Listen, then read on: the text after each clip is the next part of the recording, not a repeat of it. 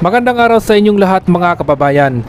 At sa ngayon nga patungo naman tayo ng Barangay Taliptip, Bulacan, Bulacan para i-update naman yung New Manila International Airport. Sa ngayon nga nandito na tayo sa May Tawiran Bridge at makikita naman natin dito sa ating gawing kanan na maraming nakatambak na mga bakal na siya ngang ginagamit sa pagre-remodel or pagsasaayos muli nitong tulay na ating dinadaanan. Dahil itong tulay na to halos napakarami ng crack or mga butas. So makikita nyo naman siguro mga kabayan sa ating monitor. Ito rin yung tulay na tumatawid sa May Kawayan River. At malapit na rin tayo sa Barangay Taliptip. Nasa gawing kaliwa naman natin yung itinatayong New Manila International Airport.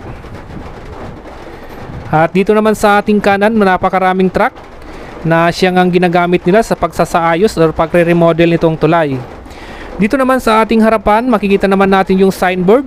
Dito nakalagay yung mga details sa pagsasaayos nga nitong tulay.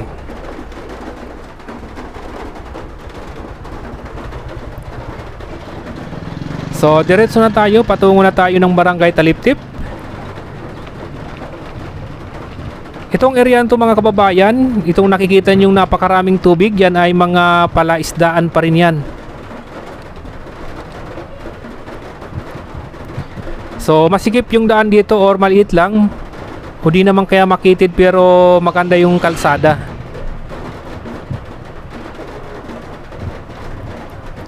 Tuloy-tuloy na to ng Barangay Taliptip.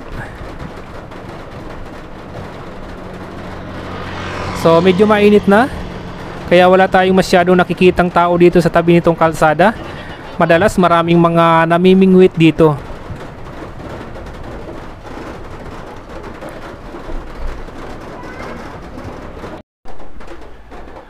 At sa ngayon nga nandito na tayo sa Barangay Taliptip, Bulacan, Bulacan. Nagpalipad na rin tayo ng drone para makita naman natin yung mga bagong kaganapan dito nga sa itinatayong airport. Sa ngayon, nandito tayo sa bahagi or area na kung saan ito yung nakaharap sa Manila Bay. So dito mga kababayan, halos wala pa tayong mga nakikitang mga pagbabago.